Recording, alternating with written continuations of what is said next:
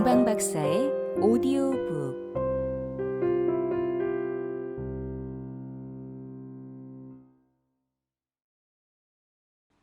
고전 소설 다시 읽기. 첫 번째. 데미안. 제 4장. 베아트리체. 나는 내 친구를 다시 만나지 못한 채로 방학이 끝나갈 때쯤 성 아무개시에 갔다. 부모님이 함께 오셔서 이것저것 세심하게 살펴보시고 김나지움의 한 선생님이 관리하는 남학생 기숙사의 품에 나를 맡기셨다. 두 분은 나를 어떤 일들 속으로 밀어넣었는지 아셨더라면 아마 기절초풍하셨을 것이다. 시간이 흐르면서 내가 좋은 아들이 되고 유용한 시민이 될 수 있을지, 아니면 내 천성이 다른 길로 쓸려갈지는 여전히 의문이었다. 아버지의 집과 정신의 그늘 아래서 행복해지려 했던 내 마지막 시도는 오래 계속되었고, 때로는 거의 성공하기도 했지만 결국 완전히 실패로 끝나고 말았다. 견진예가 끝난 후 방학 동안 내가 처음으로 느꼈던 그 기이한 공허와 고독은, 나는 그 공허, 그 희박한 공기를 나중에 얼마나 더 맛보았던가. 쉽사리 지나가지 않았다. 고향과의 이별은 이상할 정도로 가볍게 넘어갔다. 사실 더 슬프지 않아서 부끄러울 정도였다. 누이들은 하염없이 울었는데 나는 그러지 못했다. 나 스스로도 놀라웠다. 나는 늘 감정이 풍부한 아이였고 근본적으로 상당히 착한 아이였다. 그런데 이제 완전히 변한 것이다. 나는 외부 세계에 철저히 무관심했으며 오로지 내 안에 귀를 기울이고 내 깊은 마음 속에서 금지된 어두운 물살이 출렁이는 소리를 듣는 것으로 몇 날 며칠을 보냈다. 지난 반년 동안 나는 부쩍 자랐으며 훌쩍 큰 키에 마르고 어설픈 모습으로 세상을 바라보았다. 소년의 귀여움은 내게서 완전히 사라졌고 나 스스로도 이런 나를 아무도 사랑하지 않을 거라고 느꼈으며 또 나 자신을 결코 사랑하지도 않았다. 종종 막스 데미안을 향한 그리움이 솟구쳤다. 하지만 나는 그도 자주 미워했고 추악한 질병처럼 나를 사로잡은 삶의 빈곤을 그의 탓으로 돌렸다. 기숙학교에서 나는 초반에 인기도 없었고 주목받지도 못했다. 학생들은 처음에 나를 놀리다가 제풀에 멀어져 갔으며 나를 소심한 겁쟁이나 재수없는 괴짜로 여겼다. 나는 그 역할이 마음에 들었다. 일부러 더욱더 그런 면을 강조하며 고독 속으로 깊이 파고들었다. 그 고독은 겉으로는 항상 세상을 경멸하는 더없이 남자다운 태도로 보였다. 하지만 나는 마음을 갉아먹는 비애와 절망의 발작에 남몰래 자주 시달리곤 했다. 학교에서는 고향에서 쌓은 지식으로 근근히 연명했다. 수업 내용이 예전 학교에 비해 좀 뒤져 있었고 나는 동갑내기들을 어린애들처럼 약간 경멸하는 데 익숙해졌다. 그런 식으로 1년이 넘게 흘러갔고 첫 방학을 맞아 고향집에 갔을 때도 전혀 새로운 분위기를 맛보지 못했다. 나는 다시 집을 떠나는 게 좋았다. 11월 초순의 일이었다. 나는 날씨에 개의하지 않고 생각에 잠겨 잠깐씩 산책하는 습관이 있었다.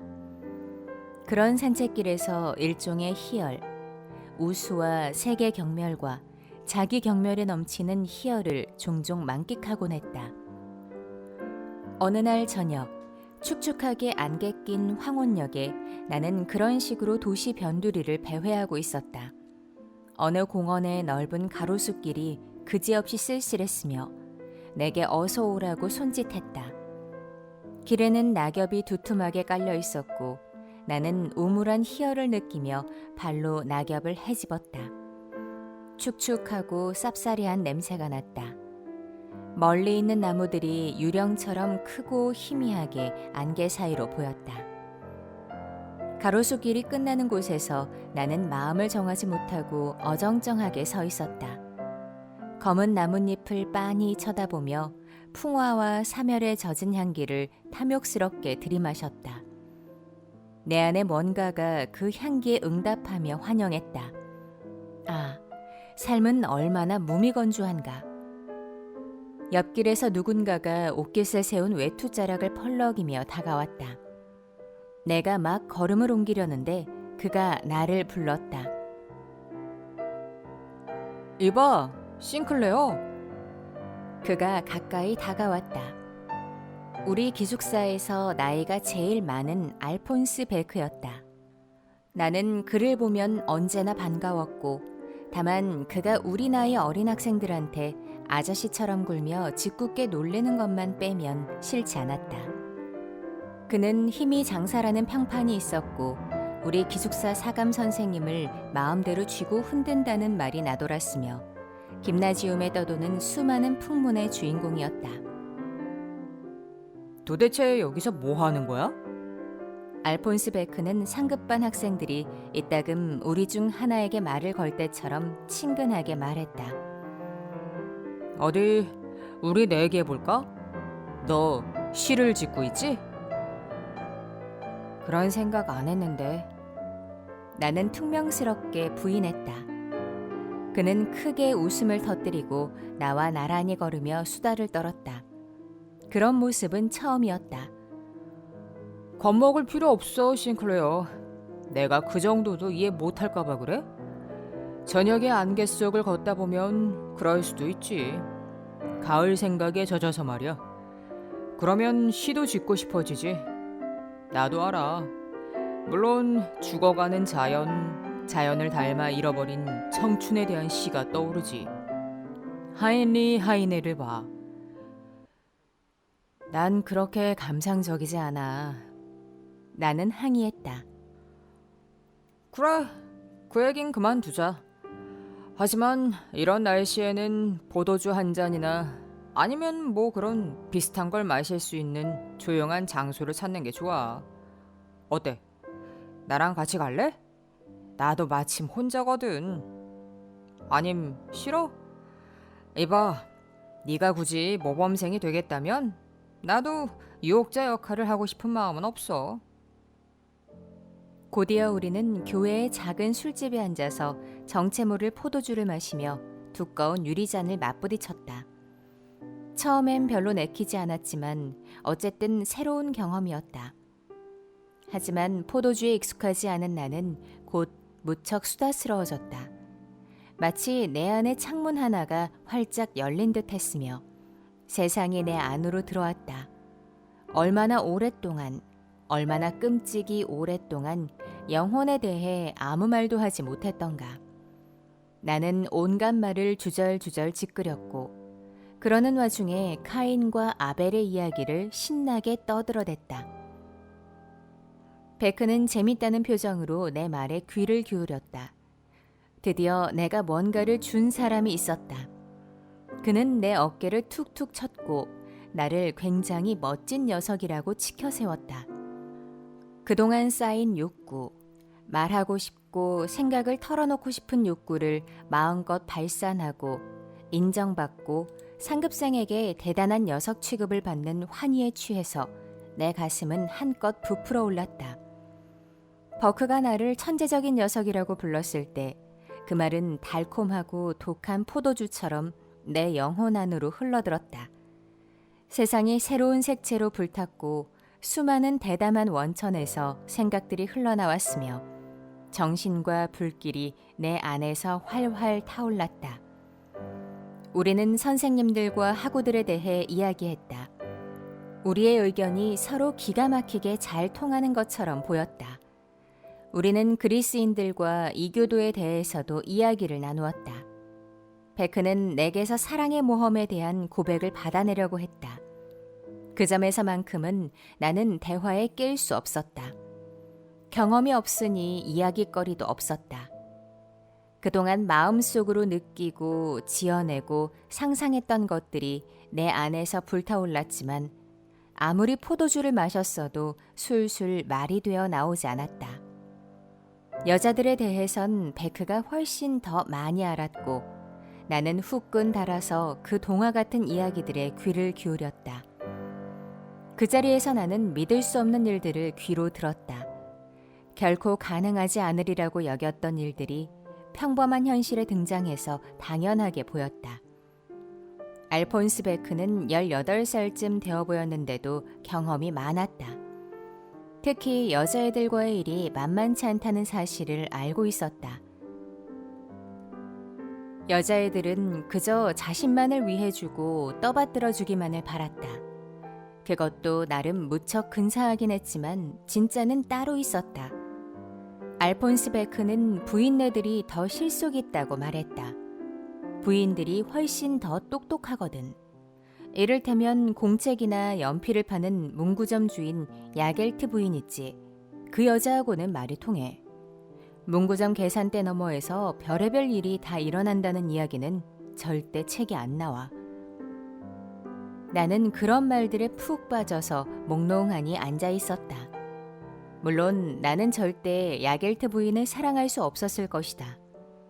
그래도 아무튼 굉장한 일이었다. 나는 결코 꿈도 꾸어보지 못한 샘물이 거기서 샘솟는 듯 했다. 적어도 나보다 나이 많은 사람들에게는 그런 것 같았다. 거기엔 물론 진실하지 못한 구석도 있었다. 그리고 내가 사랑해서 맛볼 수 있다고 여겼던 것보다 모든 게 더 시시하고 진부했다. 그래도 아무튼 그것은 현실이었으며 삶이고 모험이었다. 그것을 몸으로 체험하고 당연하게 여기는 사람이 바로 내 옆에 앉아 있었다. 우리의 대화는 조금 시들해졌고 공허해졌다. 이제 나는 나어리고 천재적인 녀석이 아니라 어른의 말을 귀담아 듣는 소년에 지나지 않았다. 그러나 몇 개월 전부터 내가 살아온 삶에 비하면 그것은 더없이 멋졌고 낙원의 일처럼 들렸다. 게다가 그것이 금지된 일이라는 것을 서서히 느끼기 시작했다. 거기 술집에 앉아 있는 것부터 우리가 나누는 대화에 이르기까지 모든 게 엄중하게 금지되어 있었다. 어쨌든 거기서 나는 정신을 맛보았고 혁명을 맛보았다. 그날 저녁은 내 기억에 무척 또렷이 남아있다.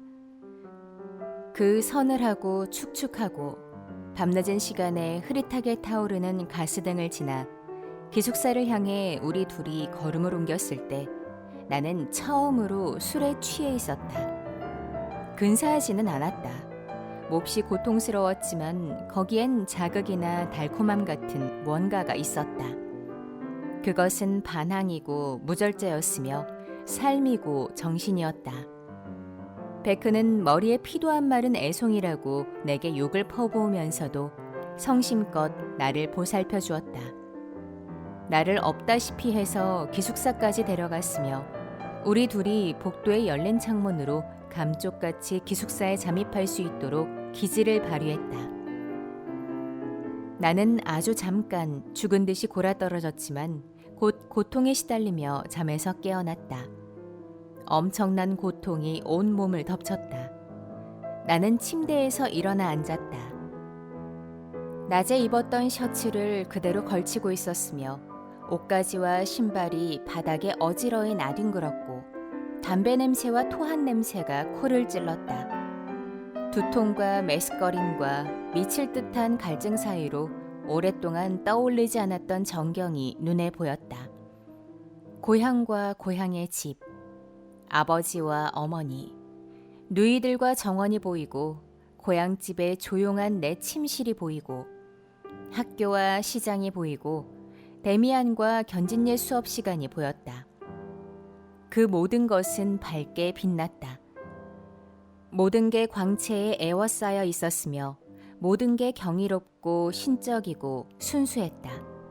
모든 게, 그 모든 게 어제까지만 해도 몇 시간 전까지만 해도 나의 것이었고 나를 기다렸다. 나는 그제야 깨달았다. 그런데 지금 이 시간에는 어디론가 가라앉아 버리고 사라져 버려서 더 이상 나의 것이 아니었다. 그 모든 것이 나를 내뱉고 역겹다는 듯이 나를 바라보았다. 머나먼 어린 시절의 황금빛 뜰에서부터 부모님에게 받은 온갖 정겹고 친밀한 것, 어머니의 모든 입맞춤, 모든 크리스마스, 고향에서 맞이했던 경건하고 밝은 모든 일요일 아침, 정원의 모든 꽃, 그 모든 것이 유린되었다. 그 모든 것을 내가 발로 짓밟은 것이다. 그때 형네가 쫓아와 나를 포박해서 인간 쓰레기, 성전 모독자라는 죄목으로 교수대로 끌고 갔어도 나는 저항하지 않았을 것이다. 두말 없이 형리를 따라갔을 것이고 그것을 적절하고 올바른 일로 여겼을 것이다. 그때의 내 심정은 그랬다. 세상을 배회하며 세상을 경멸하던 내가 아니던가. 정신이 자부심으로 넘치고 데미안의 생각을 함께 나누던 내가 아니던가. 그런데 이런 꼴이 되다니. 나는 인간 쓰레기, 추잡한 놈팡이였으며 술에 취해 더럽고 역겹고 천박해져 있었다.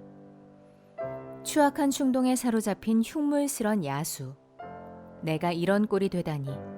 온갖 순수함과 광채와 사랑스러운 정겨움이 넘치는 정원에서 온 내가 아니던가. 바흐의 음악과 아름다운 시를 사랑하던 내가 아니던가. 나는 혐오감과 분노에 사로잡혀 나 자신의 웃음소리를 들었다. 술에 취해 자제력을 잃고 간헐적으로 아둔하게 터져나오는 웃음소리. 그게 나였다. 그 모든 것에도 불구하고 고통에 시달리는 게 한편으로는 거의 만족감을 일깨웠다. 그토록 오랫동안 나는 앞을 보지 못하고 오매하게 헤맸으며 그토록 오랫동안 내 마음은 침묵을 지키고 초라하게 구석에 웅크리고 있었다. 그래서 이런 자기 비판, 이런 공포, 영혼의 이런 모든 끔찍한 감정도 반가웠다. 그것은 감정이었으며 불길이 타오르고 심장이 꿈틀거렸다. 당혹스럽게도 나는 비참함 가운데서 해방감과 봄 기운 같은 것을 느꼈다. 그렇지만 외면적으로 보아 나는 호되게 내리막길을 걸었다. 처음으로 술에 취한 일은 처음 있었던 단 한 번의 일로 끝나지 않았다. 우리 학교에서는 떠들썩하게 술을 마시며 법석을 피우는 일이 자주 있었다. 나는 그 패거리의 제일 나이 어린 축에 속했다. 하지만 마지못해 얼렁뚱땅 끼워주는 꼬마가 아니라 술자리를 이끄는 주동자, 스타로 머지않아 자리 잡았다. 대담하게 술집을 찾아다니는 유명인사가 되었다. 나는 또다시 완전히 어둠의 세계, 악마의 편이 되었고 그 세계에서 멋진 녀석으로 통했다.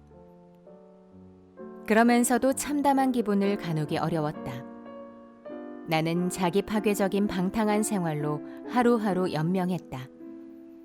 학우들 사이에서 주동자, 굉장한 녀석, 엄청 용감하고 재치 있는 놈으로 이름을 날리는 동안 내 마음속 깊은 곳에서는 겁에 질린 영혼이 두려움에 떨며 파닥거렸다. 어느 일요일 오전에 술집을 나서다가 머리를 단정하게 빗고 나들이 옷을 입은 아이들이 길거리에서 환한 모습으로 즐겁게 노는 광경을 보았을 때 눈물이 솟구쳤던 기억이 아직도 생생하다. 그리고 허름한 술집의 지저분한 탁자에 앉아 맥주를 마시며 껄껄 웃는 틈틈이 신랄한 조소로 친구들을 즐겁게 하고 때로는 깜짝 놀라게 만드는 동안에도 마음속 깊은 곳에서는 조롱하는 모든 것에 대한 경외심을 품고 있었다. 마음속으로 눈물을 흘리며 나의 영혼, 나의 과거, 나의 어머니, 하느님 앞에 무릎 꿇고 있었다. 내가 함께 어울리던 패거리들과 결코 하나가 되지 못하고 그들 사이에서 외로움에 떨며 시달려야 했던 데는 그럴 만한 이유가 있었다. 나는 술집의 영웅이었고 네로라 하는 거친 녀석들의 마음에 드는 조롱꾼이었다. 나는 선생님들과 학교, 부모, 교회에 대한 생각과 말에서 재치와 용기를 보여주었다. 음담패설도 아무렇지 않게 받아넘겼고 또 내 입으로 말하기도 했다. 하지만 녀석들이 여자들을 찾아가는 자리에는 한 번도 끼지 않았다. 나는 혼자였고 사랑에 대한 불타는 갈망으로 가득 차 있었다. 내 말대로라면 무정한 향락주의자여야 마땅했겠지만 사실은 가망 없는 갈망으로 가득 차 있었다. 나보다 더 쉽게 상처 입는 사람도 없었고 나보다 더 부끄럼 많은 사람도 없었다. 이따금 예쁘고 깔끔하고 밝고 단아한 젊은 양갓집 아가씨들이 내 앞에서 걸어가는 모습을 볼 때마다 그들이 경이롭고 순수한 꿈처럼 느껴졌다. 나에 비하면 그들은 너무나 착하고 순수했다. 나는 야겔트 부인의 문구점에도 한동안 가지 못했다. 야겔트 부인의 모습을 보며 알폰스 베크에게 들은 이야기를 떠올리면 얼굴이 시뻘개졌기 때문이다. 내가 그 새로운 모임에서도 계속 외롭고 다른 학우들과는 다르다고 느끼면 느낄수록 나는 그 모임을 더욱더 떨쳐버리지 못했다. 그 당시 술을 들이켜고 허풍을 떨던 일이 실제로 내게 기쁨을 주었는지는 잘 모르겠다. 술을 마시는 것에도 결코 익숙해지지 않아서 번번이 뒤탈 없이 끝난 것만도 아니었다. 모든 게 마치 강요에 의한 것 같았다. 나로서는 그렇게 할 수밖에 없었다. 그것 말고는 나 자신을 어떻게 해야 할지 도무지 알지 못했기 때문이다. 나는 오랫도록 혼자 있어야 하는 것이 무서웠으며 시도 때도 없이 나를 덮쳐서 내 마음을 끌어당기는 여리고 부끄럽고 부드러운 감정의 변화가 두려웠고 그토록 자주 떠오르는 정겨운 사랑에 대한 생각도 두려웠다. 그 무엇보다도 내게 아쉬웠던 것은 친구였다. 내가 좋아하는 학우들이 두세 명 있기는 했다. 하지만 그들은 착실한 학생들이었고 나의 방탕한 행실은 이미 모르는 사람이 없었다. 그들은 나를 피했다. 모두들 나를 싹이 노란 가망 없는 문제아로 여겼다. 선생님들은 나에 대해 많은 것을 알고 있었고 나는 여러 차례 엄중한 벌을 받았다.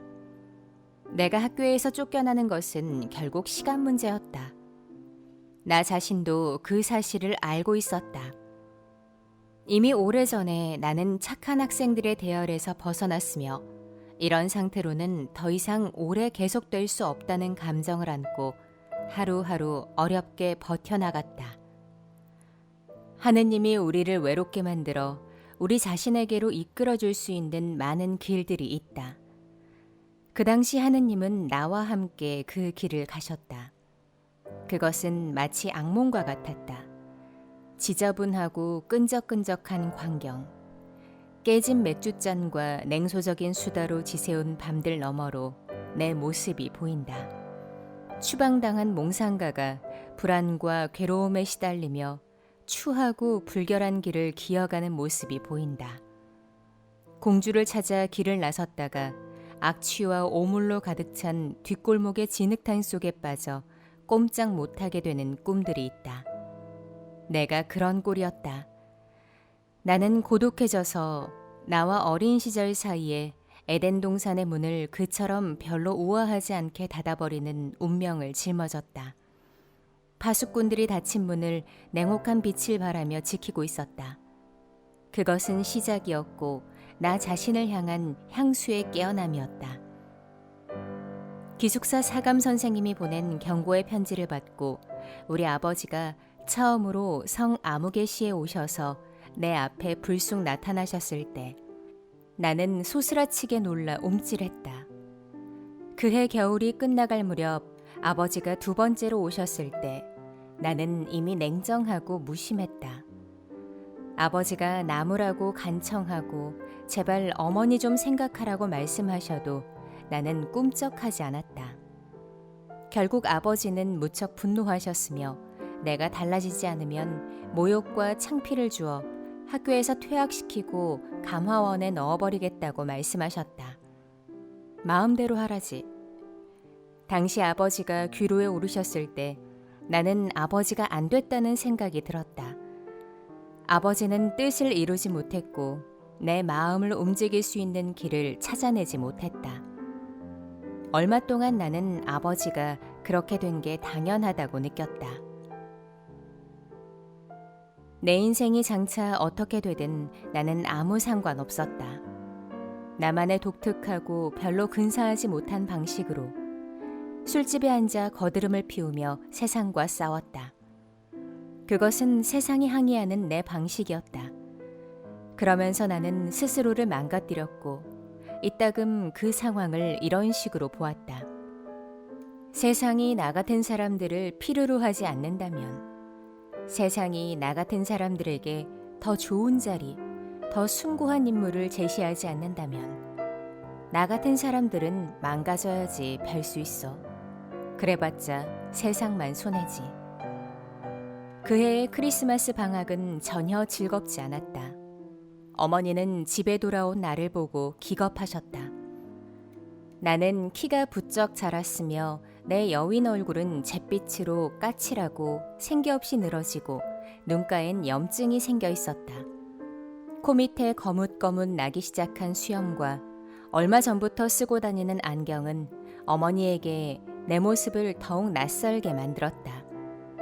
내 누이들은 한쪽으로 물러나 킥킥 웃음을 터뜨렸다. 모든 게 불쾌했다.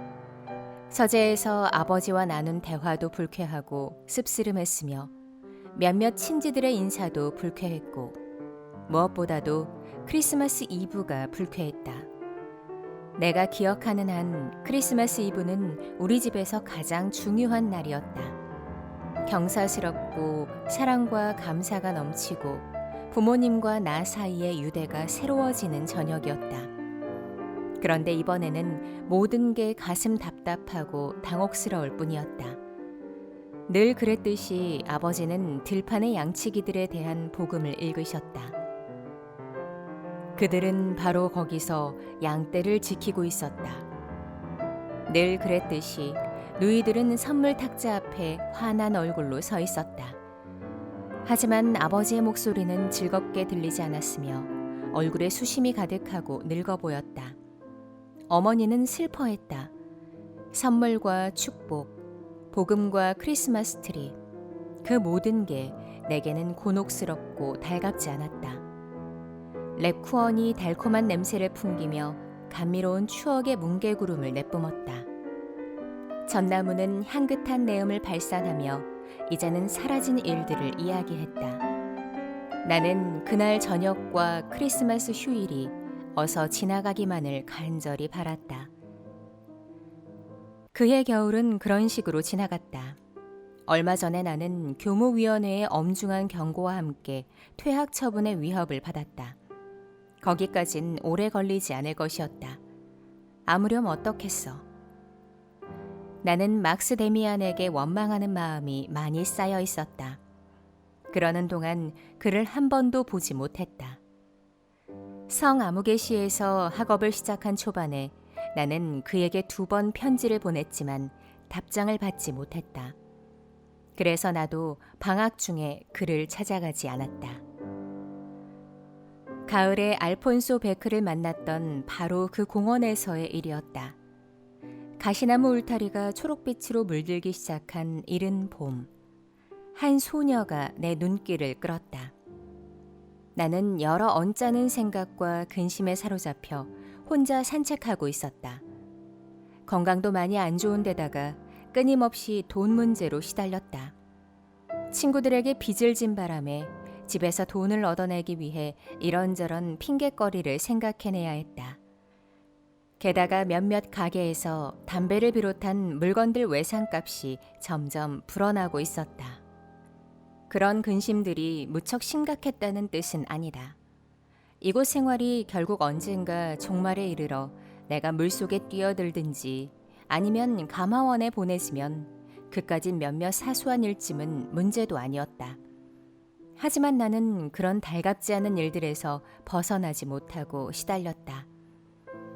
바로 그 봄날 그 공원에서 나는 내 마음을 온통 사로잡은 젊은 숙녀와 마주쳤다.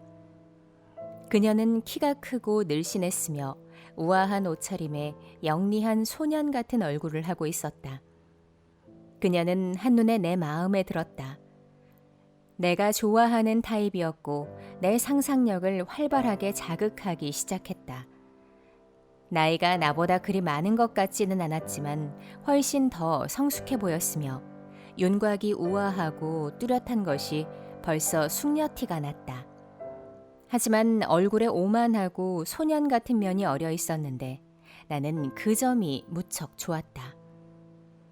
나는 내 마음을 빼앗긴 소녀에게 한 번도 가까이 다가가 본 적이 없었다. 이번 경우에도 마찬가지였다. 하지만 과거 어느 때보다도 깊은 인상을 받았으며 그 연모하는 마음이 내 삶에 미친 영향은 지대했다. 갑자기 내 앞에 다시 하나의 영상이 나타났다. 연모해 마지 않는 고귀한 영상. 아, 숭배하고 숭상하고 싶은 소망이 그 어떤 욕구나 충동보다도 더 깊고 격렬하게 내 마음을 파고들었다. 나는 그녀에게 베아트리체라는 이름을 부여했다. 단테의 글을 읽은 적은 없었지만 어떤 영국 그림에서 그녀를 보아 알고 있었기 때문이다. 나는 그 그림의 사본 하나를 간직하고 있었다. 영국 라파엘 전파풍의 소녀 그림이었는데 팔다리가 무척 길고 몸이 늘씬했으며 얼굴이 갸름하고 두 손과 표정에 정신이 깃들어 있었다. 내 아름답고 젊은 아가씨는 그 그림 속의 모습과 똑같지는 않았다. 하지만 내가 좋아하는 늘씬함과 소년 같은 면모를 보여주었고 얼굴에 정신이나 영혼이 깃들어 있는 듯 했다. 나는 베아트리체와 단 한마디의 말도 나누지 못했다. 그런데도 그녀는 당신에게 무척 깊은 영향을 미쳤다. 그녀는 내 앞에 자신의 영상을 세워놓고 내게 성스러운 신전의 문을 열어주고 나를 신전에서 기도하게 만들었다. 그날로 당장 나는 밤에 술집을 전전하며 고주망태가 되는 짓을 그만두었다. 다시 혼자 지낼 수 있었고 다시 즐겨 책을 읽었고 다시 즐겨 산책을 했다. 내 갑작스러운 괘씸은 많은 조롱을 사기에 충분했다. 하지만 내게는 이제 사랑하고 숭배할 대상이 있었다. 나는 다시 이상을 품게 되었고 삶은 다시 예감과 다채롭고 비밀스러운 여명으로 가득 찼다. 그것은 나를 조롱에 무심하게 만들었다. 비록 영상을 숭배하고 섬기는 노예로서 돌아오긴 했지만 어쨌든 다시 나 자신에게로 돌아왔다. 그 시절을 돌아볼 때마다 내 마음은 뭉클해진다. 나는 내 삶에 무너져 내린 한 단계의 파편들을 모아 다시 밝은 세계를 일구어 내려 안간힘을 썼다. 나는 다시 내 안에 어둡고 사악한 것을 떨쳐내고 신들 앞에 무릎 꿇은 채 완전히 빛 속에 머물고 싶은 단 하나의 소망만을 품고 살았다. 어쨌든 현재의 밝은 세계는 어느 정도 나 자신의 작품이었다. 그것은 어머니의 포근한 품속으로 도망쳐서 무책임하게 숨는 것이 아니었다. 그것은 나 자신이 만들어내고 나 자신이 요구한 새로운 직무, 책임감과 극기가 따르는 직무였다. 나를 괴롭히고 줄곧 도망치게 만들었던 성생활은 이제 그 성스러운 불길 속에서 정신과 경건함으로 승화되어야 했다. 이제 어두운 것, 추악한 것은 사라져야 했다. 신음으로 지새운 밤들, 외설적인 그림들 앞에서의 가슴 두근거림, 금지된 문 앞에서의 염탐, 욕정은 사라져야 했다. 그 모든 것들 대신에 나는 베아트리체의 영상이 있는 나의 제단을 세웠다. 나 자신을 베아트리체에게 바침으로써 곧 정신과 신들에게 바친 것이다. 나는 어두운 힘들에게서 빼낸 삶의 부분을 밝은 힘들에게 제물로 바쳤다. 이제 나의 목적은 쾌락이 아니라 순결이었고 행복이 아니라 아름다움과 정신성이었다. 이런 베아트리체 숭배는 내 삶을 180도 바꿔놓았다. 어제만 해도 조숙한 냉소주의자였던 내가 오늘은 성자가 되려는 목표를 품은 신관이었다. 나는 그동안 몸에 배인 불량한 삶을 떨쳐버렸을 뿐만 아니라 모든 걸 변화시키고 모든 것에 순결과 고귀함과 품위를 불어넣으려 했다. 먹고 마시고 말하고 옷을 입을 때도 늘 이런 생각을 했다. 차가운 물로 몸을 씻는 것으로 아침을 시작했는데 처음에는 여간 어려운 일이 아니었다. 나는 진지하고 품위 있게 행동했으며 몸을 반드시 세우고서 여유 있고 품위 있게 걸음을 옮겼다. 아마 보는 사람들에게는 우스웠을 것이다.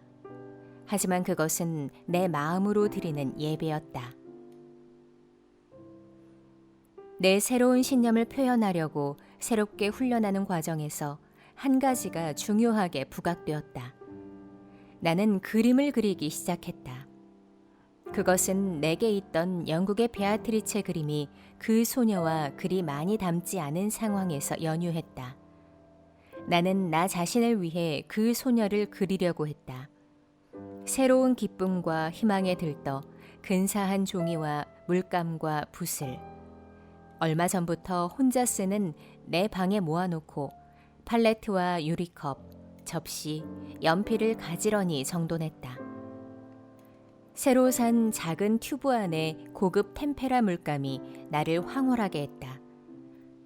그 중에 크로뮴산 같은 진한 초록색이 있었다. 그 초록색 물감이 하얗고 작은 접시에서 처음으로 빛을 발하던 광경이 지금도 눈에 선하다. 나는 조심스레 시작했다. 얼굴을 그리는 건 어려워서 우선 시험 삼아 다른 것들을 그려보기로 했다. 장식 문양, 꽃, 머릿속으로 상상한 작은 풍경, 예배당 옆의 나무, 실측백나무들이 늘어선 로마의 다리를 그렸다. 때로는 그 장난스러운 행위에 완전히 침잠해서 크레파스를 선물 받은 어린아이처럼 행복해했다. 그러다 마침내 베아트리체를 그리기 시작했다. 몇 장은 완전히 실패해서 휴지통에 내던졌다. 이따금 길에서 마주친 소녀의 얼굴을 더욱 또렷하게 떠올리려고 할수록 더 마음대로 되지 않았다. 나는 결국 그것을 포기했으며 일단 시작한 것에서 물감과 붓의 흐름에서 저절로 생겨나는 것과 상상력을 좇아 단순히 얼굴을 그리기 시작했다. 그러자 내가 꿈꾸던 얼굴이 그려졌고 나는 상당히 만족했다. 그런데도 즉각 다시 그림을 그리기 시작했다. 새로이 그림을 그릴 때마다 윤곽이 점점 더 뚜렷해졌고 비록 실제 모습과는 달랐지만 내가 원하는 유형에는 점점 더 가까워졌다. 나는 모델 없이 붓을 몽환적으로 놀려 유희적인 붓질과 무의식에서 생겨나는 선들을 그리고 평면을 채우는데 차츰 익숙해졌다.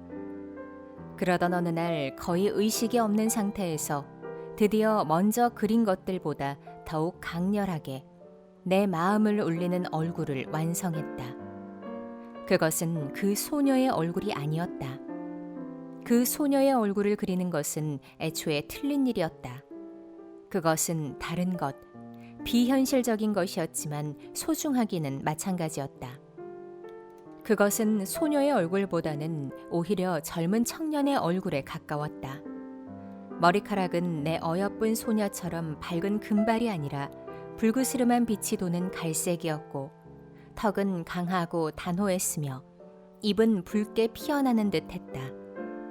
전체적으로 약간 뻣뻣하고 가면 같은 면이 있었지만 무척 인상적이고 신비로운 생명으로 넘쳤다. 완성된 그림 앞에 앉아 있으니 묘한 느낌이 들었다. 그것은 일종의 신상이나 성스러운 가면처럼 보였다. 반은 남자 같기도 했고 반은 여자 같기도 했으며 나이를 알 수 없었고 의지가 강하면서도 몽상적으로 보였고 경직되었으면서도 은밀히 생기에 넘쳤다. 그 얼굴은 내게 뭔가 할 말이 있었다. 그것은 나의 것이었고 나에게 뭔가를 요구했다. 그리고 누군가를 닮았는데 누구를 닮았는지는 정확히 알 수 없었다. 그 초상은 한동안 내 모든 생각을 따라다녔으며 나의 삶을 함께했다. 나는 그 그림을 서랍에 숨겨두었다. 누군가가 그림을 훔쳐보고 나를 놀리는 일이 있어서는 절대 안 되었다.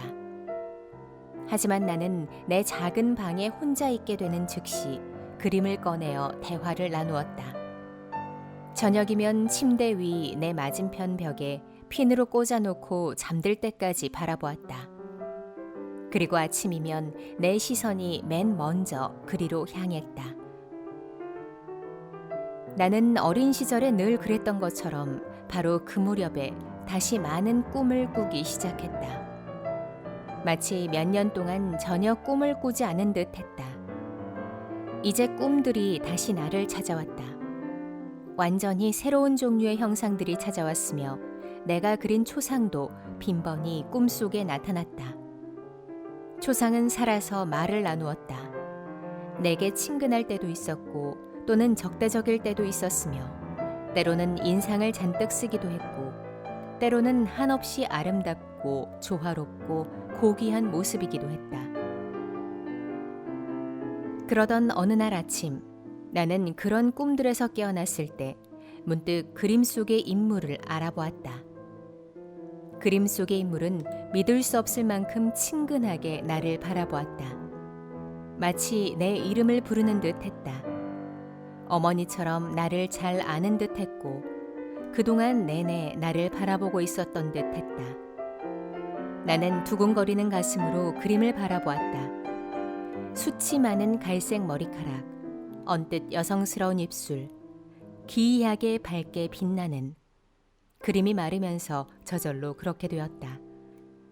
강인한 이마, 깨달음, 재발견, 누구인지 알 것 같다는 생각이 서서히 내 마음속에 자리했다. 나는 침대에서 벌떡 일어나 그 얼굴 앞에 섰다. 그 얼굴, 크게 뜨고 멍하니 바라보는 초록빛의 눈을 바로 지척에서 똑바로 들여다보았다. 오른쪽 눈이 왼쪽 눈보다 약간 더 높이 있었다. 베란간 그 오른쪽 눈이 찡긋했다. 가볍게 살며시, 하지만 분명히 찡긋했다. 눈이 찡긋하는 것과 동시에 나는 그림 속의 인물을 알아보았다. 어떻게 이제야 그것을 알아볼 수 있단 말인가? 그것은 데미안의 얼굴이었다. 나중에 나는 기억에 남아있는 데미안의 실제 생김새와 그림을 자주 비교해 보았다. 비슷했지만 아주 똑같지는 않았다. 그래도 그건 데미안이었다. 언젠가 어느 초여름날 저녁에 햇빛이 내 방의 서쪽 창문으로 비스듬히 붉게 비쳤다. 방 안이 어스름해졌다. 베아트리체의 초상이든 데미안의 초상이든 어쨌든 그 초상을 창살 한가운데 핀으로 고정시키고 저녁 햇살이 그림에 어떻게 비치는지 보자는 생각이 그때 불현듯 떠올랐다. 얼굴은 윤곽 없이 흐릿했지만 불그스름한 테두리가 둘린 두 눈과 이마의 밝은 빛, 격정적이고 붉은 입술만은 종이에서 깊고도 격렬한 빛을 발했다.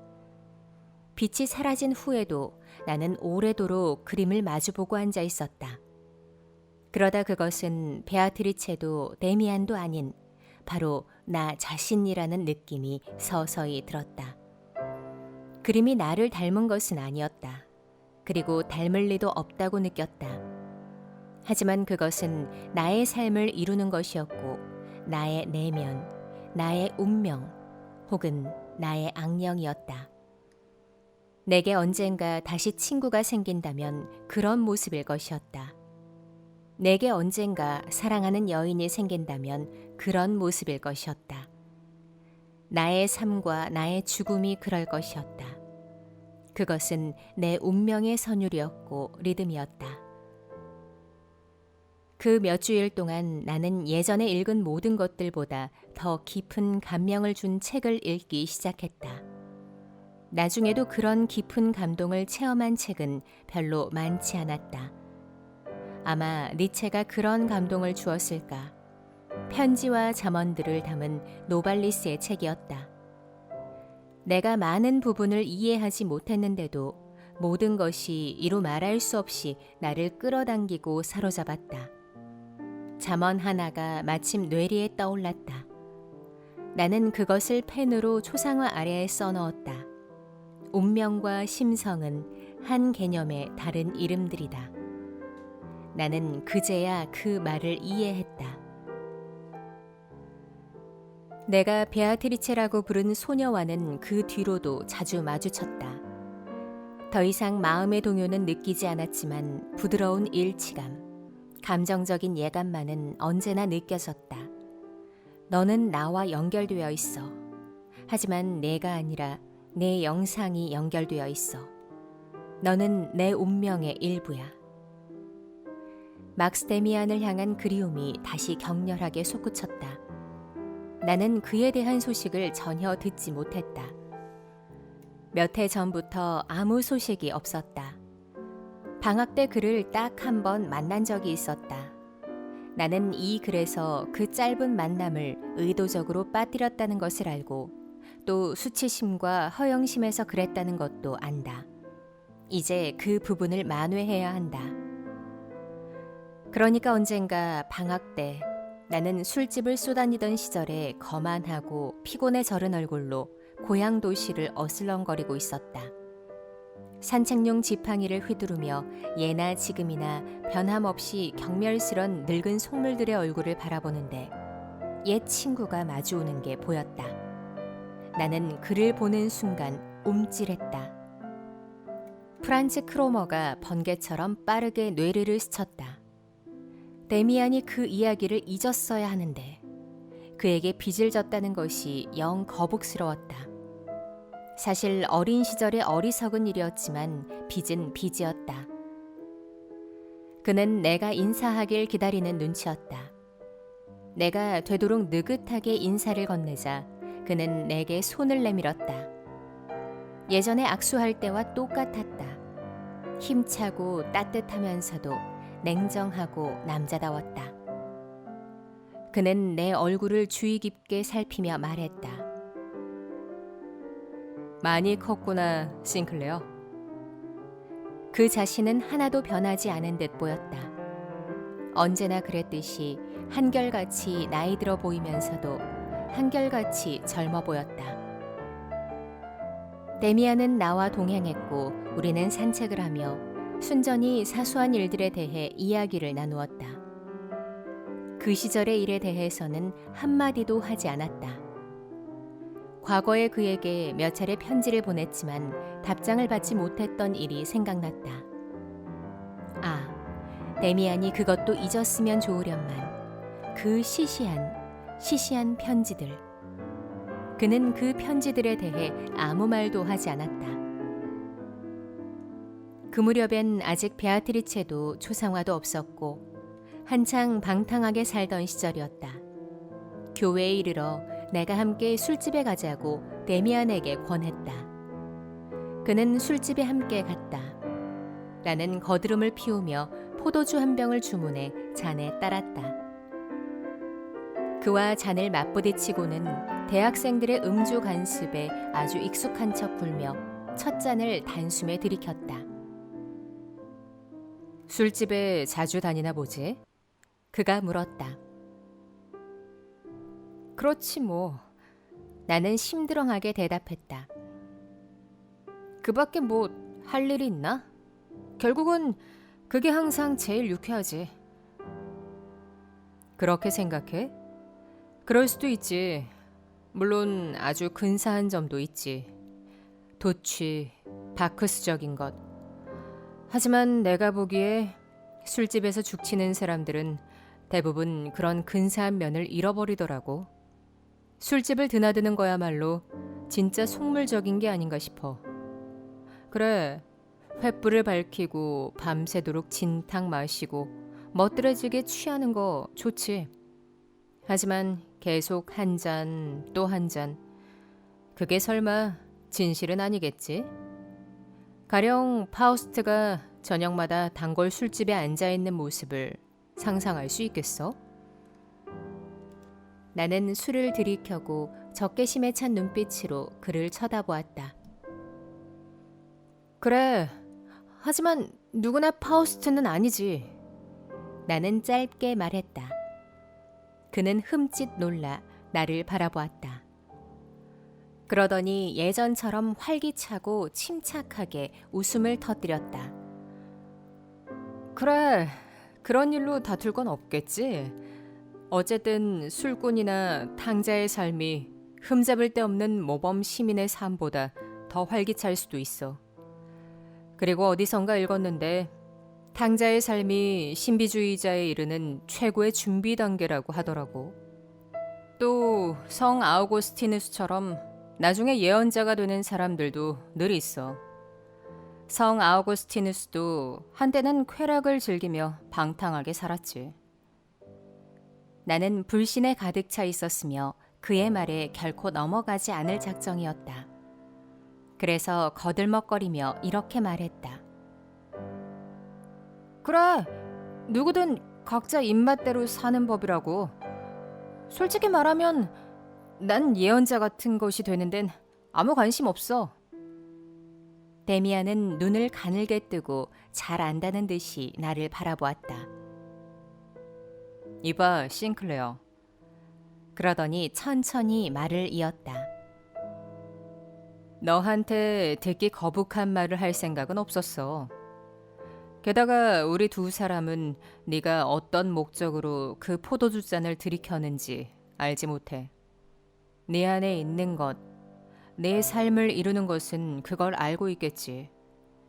모든 것을 알고 모든 것을 원하고 모든 것을 우리 자신보다 더 잘하는 누군가가 우리 안에 있다는 사실을 알아두면 좋아. 미안해. 난 그만 집에 가봐야 해. 우리는 짤막한 작별 인사를 나누었다. 나는 몹시 불쾌한 기분으로 앉아서 술병을 끝까지 비웠다. 그리고 술집을 나서면서 데미안이 이미 술값을 치른 것을 알았다. 그것은 나를 더욱더 분통 터지게 만들었다. 이제 내 생각은 다시 그 짧은 만남에 머물렀다. 머릿속이 온통 데미안 생각으로 가득 차 있었다. 그가 그 교회의 술집에서 했던 말들이 다시 기억에 떠올랐다. 놀라우리만치 한마디도 잊히지 않고 생생하게 그대로 떠올랐다. 모든 것을 알고 있는 누군가가 우리 안에 있다는 사실을 알아두면 좋아. 나는 창문에 걸어둔 그림을 바라보았다. 이제 빛은 완전히 사라지고 없었다. 하지만 눈만은 여전히 빛나는 게 보였다. 그것은 데미안의 눈빛이었다. 아니면 내 안에 있는 그 누군가였다. 모든 것을 알고 있는 그 누군가. 데미안이 얼마나 그리웠던가. 나는 그에 대한 소식을 전혀 듣지 못했다. 그는 내가 닿을 수 없는 곳에 있었다.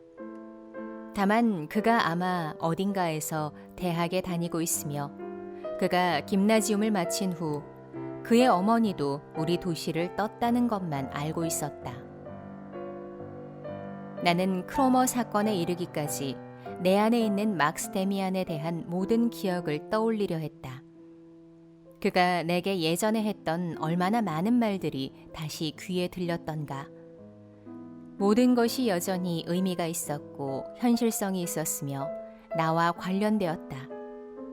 그다지 즐겁지 않았던 마지막 만남에서 데미안이 탕아와 성자에 대해 했던 말도 밝은 빛을 발하며 별안간 내 영혼 앞에 나타났다. 내게 바로 그런 일이 일어나지 않았던가. 내가 술에 취해 오물 속을 뒹굴고 정신이 마비되어 타락한 삶을 살지 않았던가.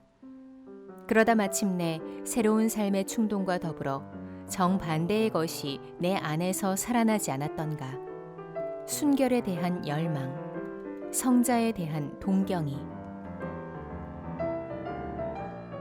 나는 그런 식으로 계속 지난 기억을 뒤쫓았다. 오래전에 어둠이 내려앉았고 밖에는 비가 내리고 있었다. 내 기억 속에서도 비 내리는 소리가 들렸다. 데미안이 예전에 내게 프란츠 크로머에 대해 캐묻고 내 최초의 비밀을 알아내던 밤나무 아래서의 일이 생각났다.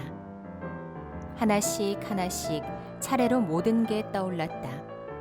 등굣길과 하굣길에 나누었던 대화들, 견진예를 준비하던 수업 시간들, 그리고 끝으로 막스 데미안과의 첫 만남이 떠올랐다. 그때 무슨 이야기를 나누었더라. 금세 생각나진 않았지만 나는 천천히 여유를 갖고 거기에 몰두했다. 그러자 그것도 다시 생각났다. 그가 내게 카인에 대한 견해를 들려준 후 우리는 함께 우리 집 앞에 서 있었다. 그때 데미안은 우리 집 현관문 위에 붙어있는 낡고 흐릿한 문장에 대해 이야기했다. 그 문장은 아래에서 위로 올라갈수록 차츰 넓어지는 홍해 머리에 붙어 있었다. 그는 그 문장이 흥미롭다며 그런 것들에 주의를 기울여야 한다고 말했다. 그날 밤 나는 데미안과 그 문장 꿈을 꾸었다. 문장이 수시로 변했다. 데미안이 두 손에 문장을 들고 있었는데 문장이 때로는 작고 회색빛이었다가 때로는 어마어마하게 크고 화려한 색채로 변했다. 그는 그것이 하나의 같은 문장이라고 설명했다. 그러더니 결국 내게 문장을 먹으라고 강요했다.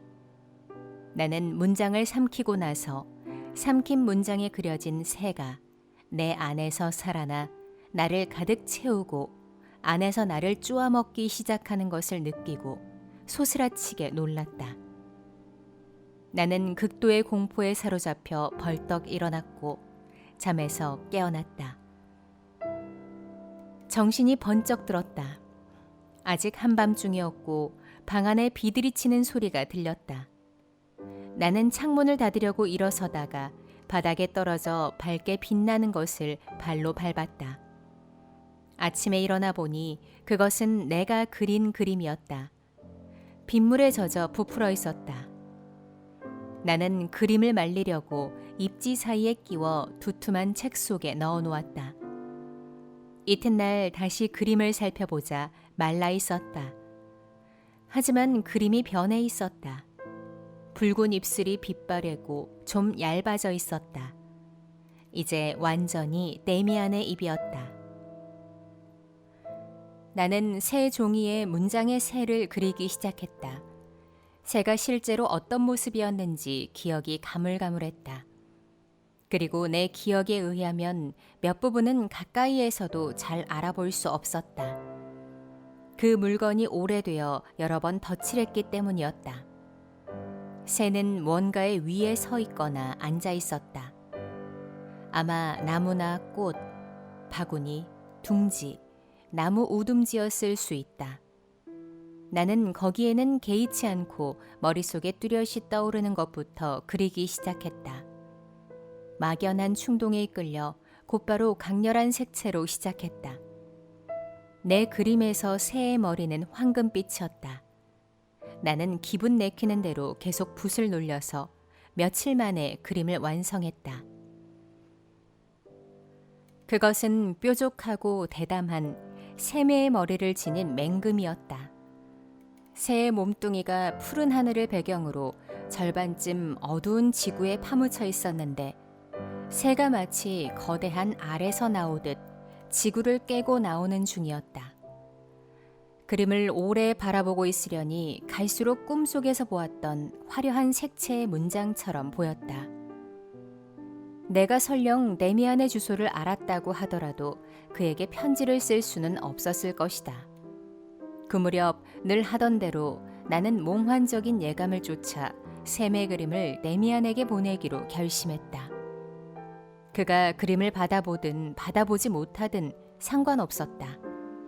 나는 그림에 아무 말도 쓰지 않았으며 내 이름조차 적지 않았다.